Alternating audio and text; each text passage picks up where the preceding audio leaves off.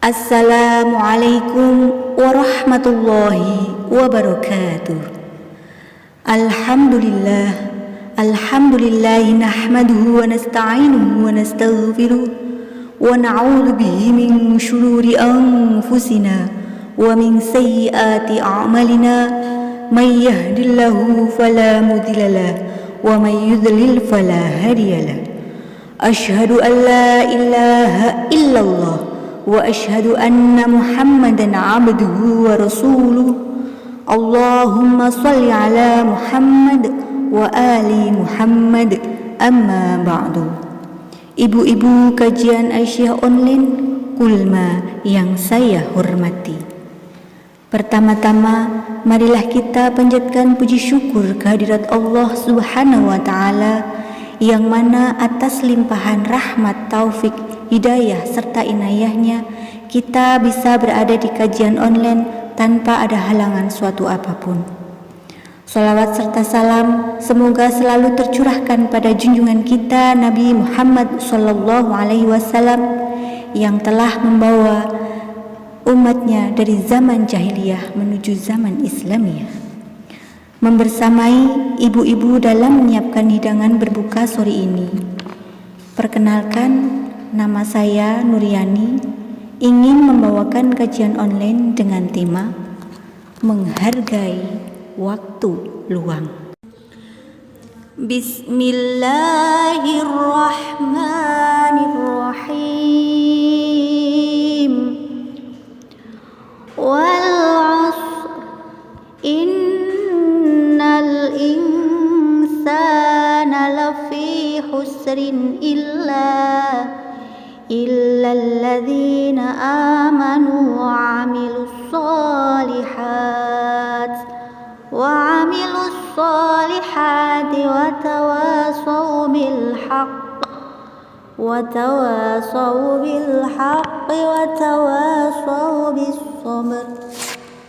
Al-ayah surat Al-Asr ayat 1 sampai 3, yang artinya, demi masa, sesungguhnya manusia itu benar-benar dalam kerugian, kecuali orang-orang yang beriman dan beramal soleh, dan saling berpesan dalam kebenaran, dan saling berpesan dalam kesabaran.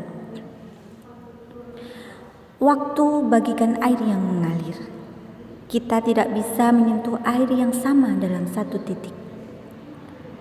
Waktu bagikan pedang. Salah-salah kita dalam menggunakannya, kerugian dan penyesalanlah yang kita dapat. Lantas, digunakan untuk apa waktu luang yang kita miliki selama ini? Apakah kita sudah memanfaatkan waktu luang kita untuk sesuatu yang berguna bagi diri kita, juga bagi orang lain?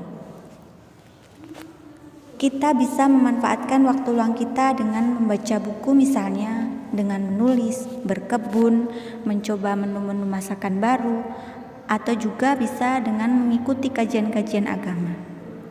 Dan dari sekian contoh di atas, kita bisa berpartneran dengan buah hati kita, sehingga antara kita dengan sang buah hati kita akan terjalin kedekatan yang sangat baik. Jangan malah kita gunakan waktu luang kita untuk nongkrong, yang akhirnya jadi ghibah, membicarakan aib tetangga, aib rekan kerja, aib teman, aib sesama. Kita berusaha untuk menghindar dari para pembuang waktu, karena kita hanya akan jadi orang merugi yang penuh penyesalan. Sebagai sedikit gambaran, permisalan saja dari 24 jam dalam sehari, waktu yang kita punya, misalnya 7 jam kita berada di tempat kerja, 8 jam untuk istirahat malam, yang 6 jam untuk aktivitas di rumah, misalnya memasak, mencuci, dan lain sebagainya. Berarti dalam 24 jam dikurangi 7 jam dikurangi 8 dikurangi 6, itu sama dengan 3 jam. Kita masih mempunyai waktu luang selama 3 jam bila dikalikan dengan 1 tahun, kurang lebih 1080 jam. Atau kalau diakumulasikan bulan menjadi 1,5 bulan. Bila dalam waktu 1,5 bulan dari waktu luang yang kita punya, kita tidak melakukan hal apapun, tidak menghasilkan sesuatu yang bernilai manfaat bagi diri kita, juga bagi orang di sekitar kita, ya berarti selama itu pula kerugian waktu yang kita dapat. Ada dua kenikmatan yang sayangnya dilupakan kebanyakan manusia, yaitu kesehatan dan masa longgar. Hadis riwayat Bukhari. Rasulullah Shallallahu Alaihi Wasallam juga mengingatkan agar kita memanfaatkan waktu kita dengan sebaik-baiknya. Ingatlah 5 perkara sebelum datang 5 perkara. Apa itu? Yaitu sehat sebelum sakit, muda sebelum tua, kaya sebelum miskin, lapang sebelum sempit, dan hidup sebelum mati. Terlebih jika kita sadar bahwa yang paling dekat dengan diri kita adalah kematian. Sapa kang kepingin wangsa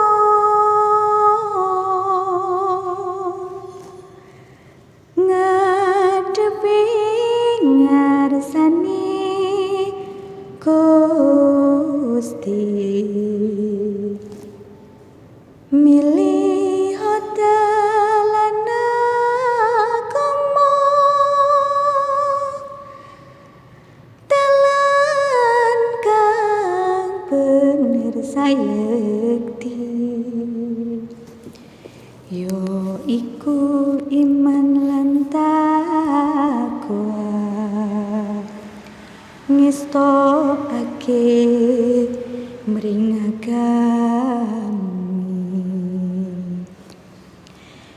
Ibu-ibu kajian Aisyah online Kulma yang berbahagia,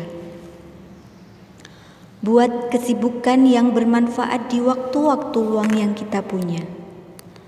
Buat schedule harian agar setiap kegiatan kita dapat terencana dengan baik dan terarah, sehingga waktu luang yang kita punya tidak terbuang sia-sia. Hidup adalah amanah yang mana apa yang kita perbuat akan dimintai pertanggungjawabannya. Kiranya dari saya cukup sekian.